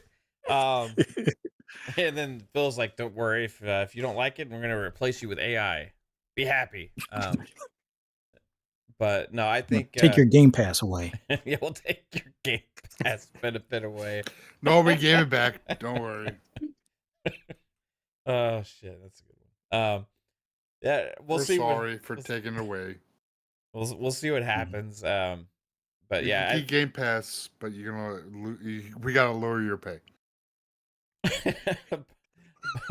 $1,000 a month. Yeah. But you get Game Pass. Oh, we looked I at the don't value want of the Game games Pass. that are in Game Pass, and we see that you're getting about a $2,500 a month value there at least. So we're gonna cut your salary by that much, or you can have Game Pass, or you can give up Game Pass. One or the other. Man, I think it's gonna be interesting to see what happens. Like Mike Ybarra said that we'll kind of find out that some of their plans over the next couple months, what Microsoft has planned for them. They're gonna have meetings and all this kind of stuff. It's been refreshing and really crazy to see how invested and on board like a Blizzard is, like cheering on this thing. And I feel like they are the winners out of this whole thing more than anybody, because that Bobby Kotick thumb that was just pressed down on them for so long is now picked up, right? And Phil, God, it's like such a disparity between the two people, you know. You got Phil Spencer now in charge of everything, and before it was Bobby Kotick. Like, it's got to be such a breath of fresh air there, like you can't have two more different kinds of CEOs, Yeah. So yeah, it's night and day between the two. Yeah. I'm still predicting he goes to PlayStation. Kotick? God, that would be crazy. Nah, he just goes sits on his yacht. Yeah, God, I would love to see that. That would be insane, though. Fuzz Kotick goes to PlayStation. It is as much baggage as he has. I think he would probably be the best replacement for Jim Ryan. Sony would get so much shit for that, though. But it's Sony. They won't. People will look it over or ignore that. He only did that at Activision, guys. Calm down. Yeah, Sony will fix them. Activision made him. It was actually the female HR director that was doing it. So it wasn't really Bobby Kotick. So we love Bobby now. Oh, hell, Bobby. Honestly though, like PlayStation's having like financial trouble, and that's what Bobby Kotick did for Activision. He saved them. He brought Activision to a multi-billion-dollar company. Yeah, but he did sell them because they were having financial trouble. Yeah. True. Because of him, mainly. Ebb and flow. It's like a roller coaster. Because his slime. Well, you got to grow Sony back up, and then when your plan starts failing, then you got to kick him out. I mean, imagine being the CEO and being so dirty that you're pretty much responsible for like the entire like fall of your share prices just because of the culture that you influenced. God. Like, yeah. I mean, hey, he rode the wave, made him a ton of money, and then cost him a ton of money. But I get this feeling Jim Ryan will Jim Ryan is still there in name only, and then Bobby in January, February. Yeah. Be over there paying a visit. And I think some of the like former Blizzard people that had left because of the culture that had been becoming permeating throughout them, and they all felt kind of like, okay, we're forced to do these things in this only, and like don't have any freedom, all these things. And so like Chris Metzen, he came back, right? Like around the time that we all kind of knew that this thing was closing, Chris Metzen came back, and we saw him at BlizzCon, right? I'm wondering if we're going to see kind of some of these other people like return there, and really influence that culture. I think Mike Ybarra is the right person there after seeing him. I mean, he is like, It's the same message that Phil He had permeates. to revert back to his Xbox PR talk. Back Yeah, in the he days. He's was, like, I man. can't do my Blizzard. I was like, okay, well, I guess He- I'll take my Microsoft training and just. He was a pro at it, man, and like, but I think like when you saw him get emotional talking about the employees and stuff, it kind of like you saw like that fact that he actually cares and gives a shit about them, right? So, it's gonna be interesting to see what happens, and I think the most interesting thing, I think Blizzard, we can kind of see the future there, right? Like, but that Activision side, it's gonna be the messier transition and see what's gonna happen, and I don't know, have no clue. All right, guys, moving on to wanted to talk about Embracer Group a little bit, because their COO just left. He just resigned. Is gonna go make his new gaming studio or something. About AI. Yeah. AI software. Like, is he pulling a Jim Ryan here and getting out while the house is on fire? Yeah, probably. Well, didn't he say You're gonna that find out later he left due to embezzled some company money. restructuring? He said he left because of yeah, but like that's not saying that, that's implying like everything's falling apart. That's why I'm leaving. You know what I mean? Like, Like, so I'm the one that holds the checkbook, and the checkbook is on fire. Yeah, Yeah. I'm out. the checkbook has no more checks. What am I supposed to do with Did this you call the bank? checkbook? Did you? I've been writing hot checks to pay all our bills, and shit's gonna come back. I don't want my signature on this. You know what I mean? Like, Yeah, we tried to call the bank Saudi Arabia, but they won't answer anymore. oh god. So he left. I can't even remember the name off the top of my head. But this is more evidence of the trouble going on there. And man, somebody needs to step in and get some of these studios. Oh yeah. Quickly. Xbox is free. Are they gonna wait till Embracer Group dissolves and like try and scoop them up on the cheap, or are they gonna actually go out there and try and like smart No, smart I business think- people would probably wait, right? But at the Yeah, same time, you risk losing the culture of those studios because there's an amount of people that are gonna leave as well with layoffs and stuff. So Somebody hinted that because of some of the previous contracts that Microsoft had prior, like what they had with Crackdown and the tech for that destructible environment that got purchased by Amazon, and because of the Killer Instinct stuff, that now if a party is to be purchased that they're working with, that they are to be included in the bidding or something like that. So if someone is to step up before the fire sale, I think they at least get notified and get a chance to bid. But I just knowing from court documents, not from Yeah. what we all thought Phil was like before, but from court documents, we know Phil is a shark when it comes to negotiation. So he's probably going to wait until the fire sale. Like, not saying that he doesn't want to pay the 300 mil for the studios from, that Square sold, way undervalued to Embracer, but he's the same one that came to Bobby with 80 when they wanted 105. So I could see him waiting until it's like, yeah, oh, the auction's tomorrow? And we'll take those off your hands for, 301 million or something like that. I can totally see him waiting for the fire sale, unless there is another buyer knocking at the door, and they'll probably get alerted on that. And then it'll be like, what will they pay? We'll double that. And as long as you close the bids, and I can see that being the case as well. yeah, I think that Embracer Group is in massive trouble. They don't have a lot of like super highly anticipated games like coming out relatively soon or anything. And their ones that they have launched have been mostly unsuccessful. Then they lost funding that they were had been. I mean, they did have some games that did better than their expectations this year too. But they also had the Saints Row disaster. So I think that was this year. Was that last year? But I think it still counted towards this year because of the expansion or something like that. I don't even think it's necessarily about the games.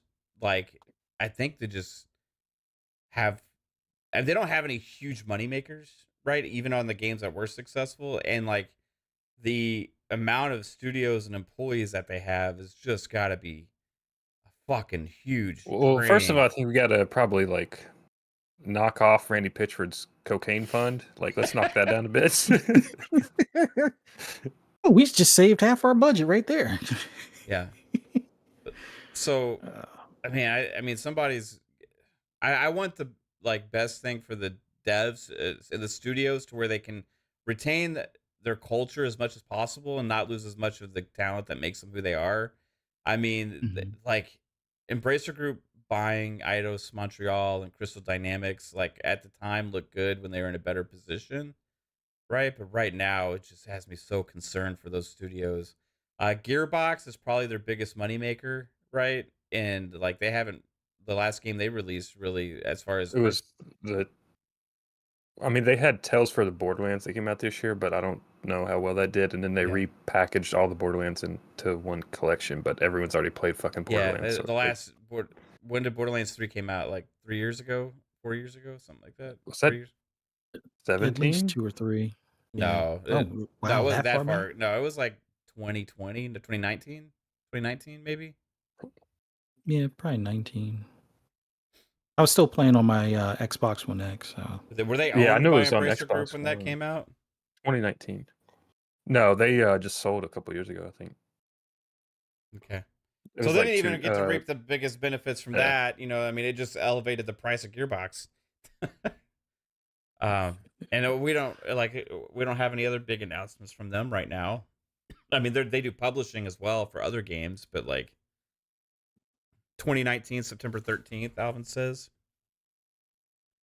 I don't know what to look at and be like, okay, yeah, they're gonna be fine. Oh, they got this on the right. Like beforehand, when we were talking about Ubisoft, we could see like a potential like upswing, right? Square Enix, you can see a potential like upswing. Like right now, I look at Embracer Group. The biggest things they have that are really exciting is like Tomb Raider. No fucking clue when that's gonna happen, right? Like that could be 4 years from now, you know. They have the Lord of the Rings IP that they bought for a couple bill. But what are they doing with that? Don't know. They sold it to Amazon so they can make a TV show. yeah. Well, they sold the TV rights or whatever, the Yeah. streaming rights for the yeah, but like, man, I don't know, man. It's just like I don't have a lot of high hopes for them unless they get a savior come in and just give them a shit ton of cash and has hope for their future. But I don't think they're being bet on right now, and that's the bad thing, you know.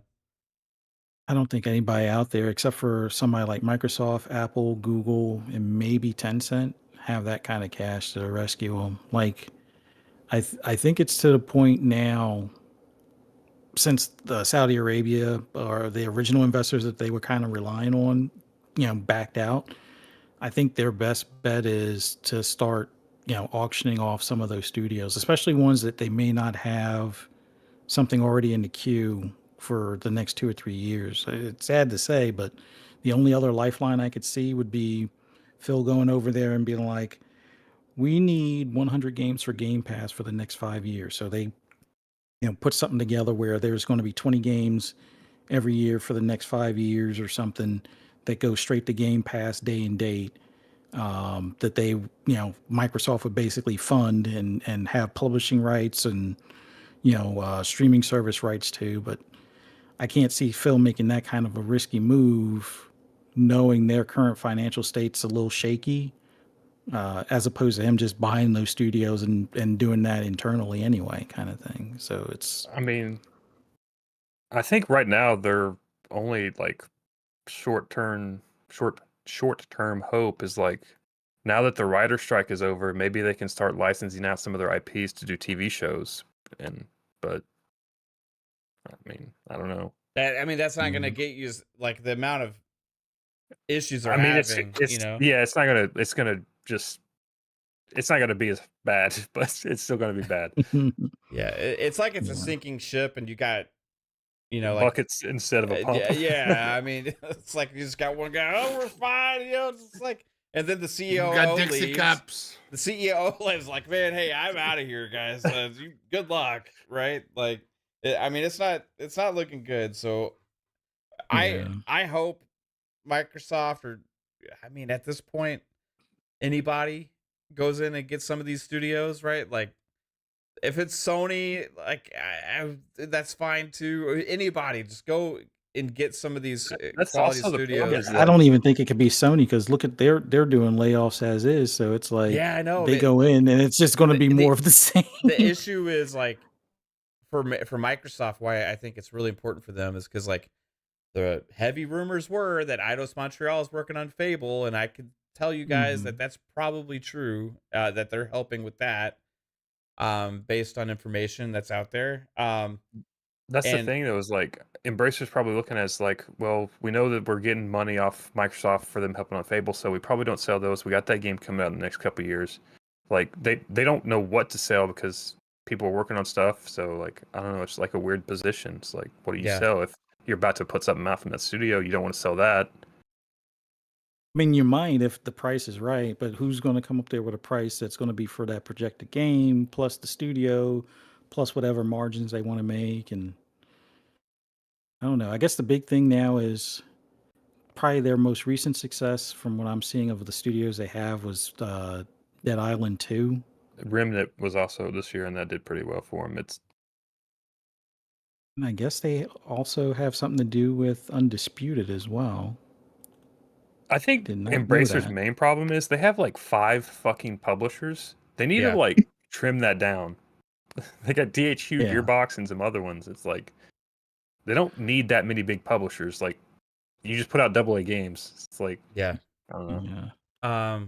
And in 2023, a lot of those games kind of got passed by because, you know, like this year had a lot of other great games, you know. So I mean, they had some decent ones, I think, from Embracer this year, but like, I don't know. Crystal Dynamics helping on Perfect Dark, Eidos Montreal on Fable. Like, there's ramifications for Xbox if those studios get shut down, right? So, let's just hope they don't.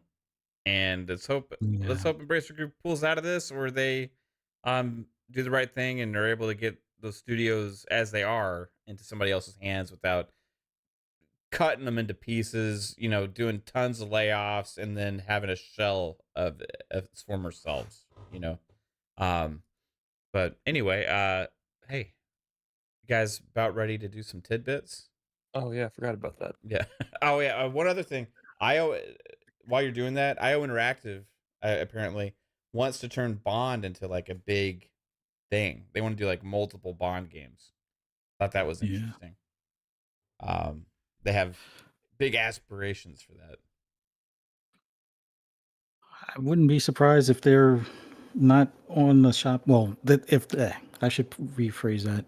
I wouldn't be surprised if that shopping list that we saw before for Microsoft doesn't still have them on it, and they get scooped up at some point too. Yeah, they're supposed to make that Project Dragon game.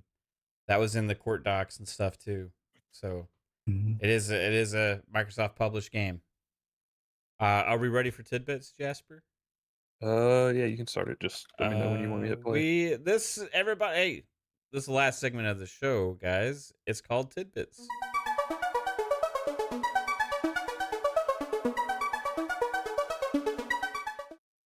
All right, this is Tidbits, where we look ahead at the games releasing for the week. I just hit the button, Jasper. Okay, I'll hit play on the first trailer. You became an astronaut because the This is The Invincible for PS5, Series X and S, and PC. Came out earlier today at $29.99. Kind of mixed reviews, sort of. Some of those out there that reviewed it said if you're into sci-fi and walking sims, this might be your bag. But if you're not into walking sims, I think I played probably demo of this a long time ago. I 100% did. That's the problem with it. Like, I'm loving the like 60s, 70s sci-fi aesthetic, but it's like a walking sim, so I don't want to play it. It looks like it's a very good sci-fi story, but you got to be into the walking sim type. So people that are into it loved it. People that are not so much into the walking sims are kind of like it didn't hook them as much in comparison, even if they are into sci-fi. So it's kind of tough to say, but the look of it is awesome. I remember playing a demo for this because I remember that damn little like voice thing on the left side of the screen, like microphone inside the helmet.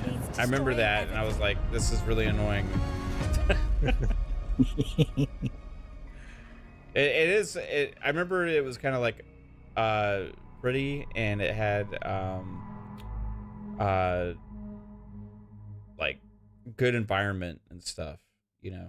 But but it was also very slow. Yeah, and I stopped. It is a slow burn. I stopped playing after like 30 minutes because I was like, I can't walk this slow.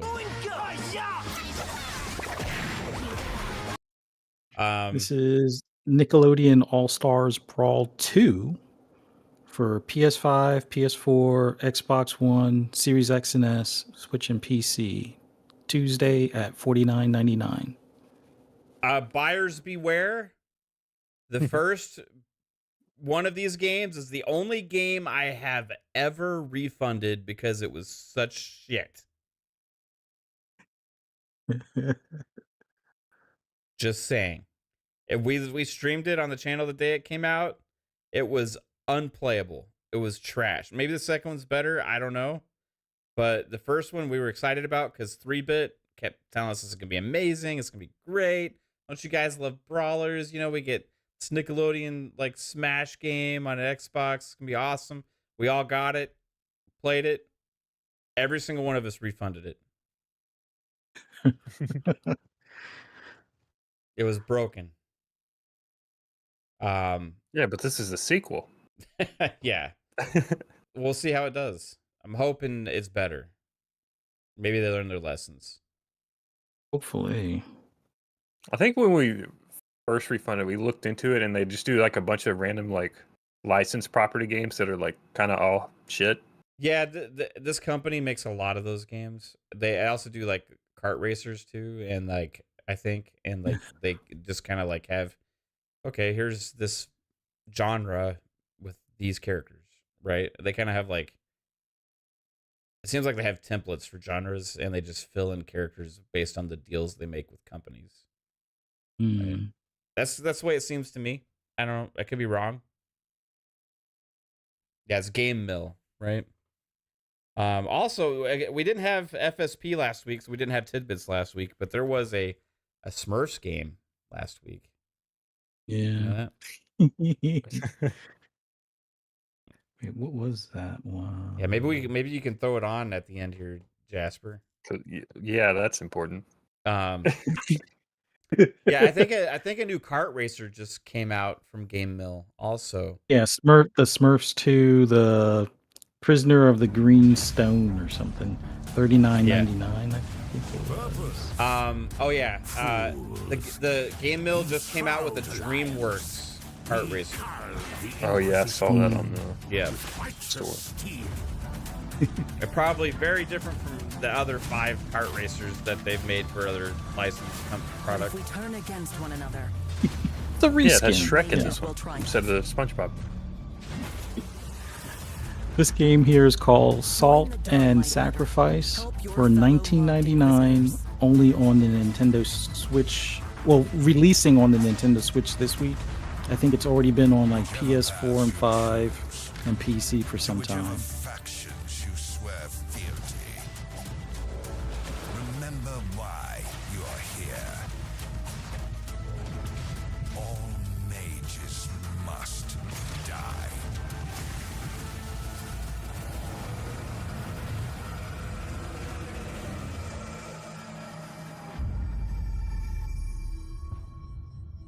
Salt and Sacrifice. The Souls-like, Dollar Knight says. I'll pass then. I like the style of it. Well, so. speaking of Gearbox, there you go. Oh, it's Gearbox? Risk of Rain. Oh yeah, here we go. Yeah. Risk of Rain returns. Going to Switch and PC for $24.99. Is this a remake of the first one, or is this actually the third one? I have no clue. It's Risk of Rain Returns. I think this is a third one. Oh. Because I was looking at that, and it seems like it's new enough in comparison. Because right now it's not gameplay, so I can't really tell. Because the first one was like, I think, top-down gameplay, and then the second one, it was like more like a third-person shooter. Is it any good? A lot of people like it. It never has played its one. own like kind of cult following. The first two games are like, I mean, they're basically different genres. Like the first one's more like a twin stick shooter. It's a remake. Oh no, it's remastered. I'm sorry. Enhanced and remastered. Okay. Remaster make. Remaster. Berserk recharged Atari. Atari just acquired a company, everybody. Digital Eclipse. Yeah. Now this game is coming to PS4 and 5, Xbox One, Series X and S, Switch and PC for $9.99. Is this an arcade legend? I don't remember playing this at the arcade.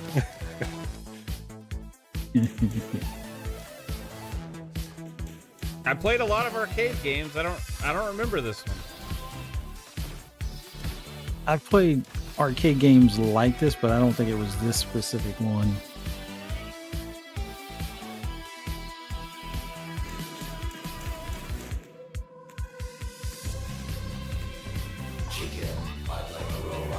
Yeah, this is definitely like a modern spin on an old style Atari game. Yeah, so. for sure. It's like Astros and Pac-Man combined. Berserk recharged. I don't think I ever played Berserk. Did y'all notice that Intellivision's releasing their Amico games on the Xbox store? No. I saw one on the Xbox store. I was like, what? They can't get the damn system out, so they just started releasing their damn games other places. Because there's like 3 people that care about it. There was a lot of people that pre-ordered it, but like they didn't ever get them. Yeah. Like a Dragon Gaiden, the man who erased his name. PS4 and 5, Xbox One, Series X and S, and PC. Yeah, there'll be another one out in 3 months, so. $49.99. Actually, I think there is another, or wait, was it last week that the other one, the Infinite Wealth one, came out? Infinite Wealth is coming out soon. Okay. This is more of a traditional Yakuza game, right? Yeah, the Infinite Wealth reminds me of almost like, I want to say Animal Farm. Animal Crossing, that's what it is. Yeah. Is this on Game Pass? No. I don't think so. But it will probably, if it's not day and date, which I don't think this one is, it will more likely be in Game Pass soon. Yeah, Ishin was like a 6 months or something before it came to Game Pass. Or 8 months, Andrew something like Reeves says it is day one Game Pass. I don't know. that. I don't know. Can't remember. Who cares? We're all the same There game. was one that was supposed to be day and date. And There's so many Yakuza games. I get them mixed up in Yeah. my No Game head. Pass. Rellskee says it is in Game Pass. Maybe it is. We've had multiple people in the chat say it's in Game Pass. Man with no name. There's Infinite Wealth and the Man with No Name. Infinite Wealth was definitely not the one that come to Game Pass, so this probably is the one that's coming to Yeah, Game okay, maybe this one is the one. They don't list it on Game Pass just yet. It still shows for pre-order only. Wait, Normally was it they'll on be the like, coming soon pre-order to or- Game Pass list? Probably is. Here's your Look Xbox how broken game. this game is. Look how broken. My game actually look at- crashed right there. Right when he pulls up the goggles and it transitions to Yeah, full gameplay, my this game one, crashed. the man with who erased his name is in Game Pass, day and date. It's on cloud, console, and PC. The chat was correct. Then you notice how they're only showing the best mission, which is the first mission, which they actually made. Have you beat it yet, Jasper? No, I haven't beat it yet. I got like 3 missions left. How many hours have you played? About maybe 3.5, almost 4. I'm playing on veteran, so it's a little harder, but it's still not too bad. Without spoilers, is No Russian on par with the original, or is it meh? We have 2 missiles incoming. If you are there, get out. Kill civilians. I think it has a huge impact, but it's almost like a different type of impact. Okay. I think it's hard to say because, like, back when I played Modern Warfare 2, the original, like, I was like fucking 8, so like I didn't really understand the full like consequences and impact of what was happening nowhere. So it was like, I'm just a video game shooting people or whatever. So maybe this one's hitting with me more because of modern day stuff, and I also am grown up, so I understand shit You now. have feelings now. You're not a monster. You're not a little shitbag kid. And more.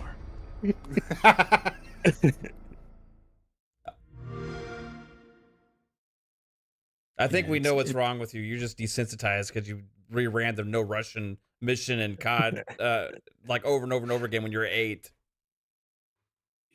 Come on, Daddy, I want to go shoot more people. Is that all the games? Yeah.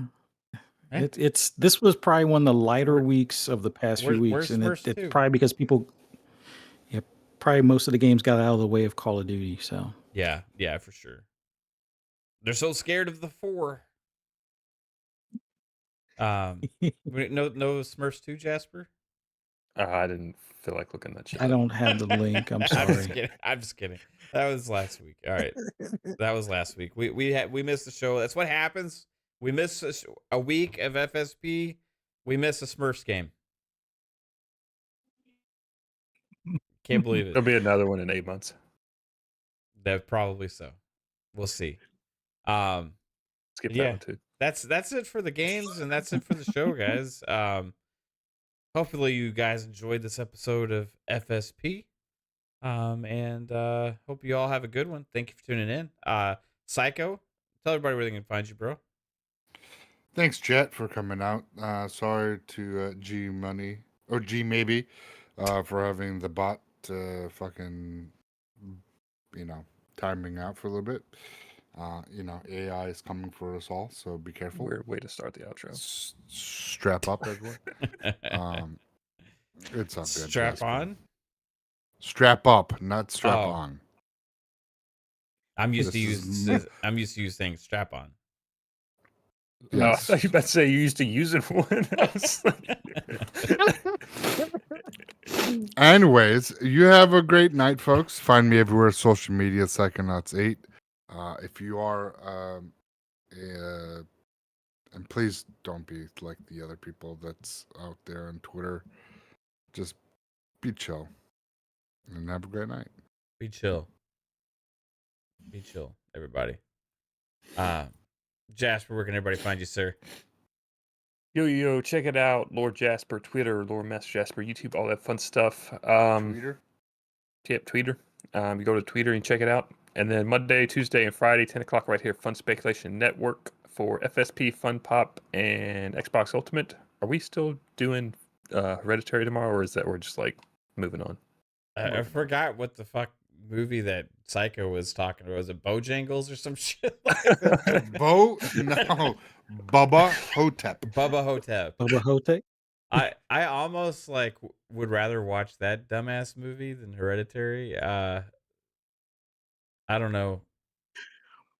Maybe we'll watch. Have y'all watched it? I haven't watched it yet. I haven't watched it. What if we like our entire audience watched it and we didn't watch it? Would they leave us and never come back? We'll just blame 3-bit. That's all. Okay. Well, I was maybe gonna watch it last night, but we ended up starting Mission Impossible. That's kind of what I've been doing. It's like, oh yeah, I need to watch that, and I'm just like, I'll do that later. Yeah, that's the same way. I can't breathe right now. Sorry.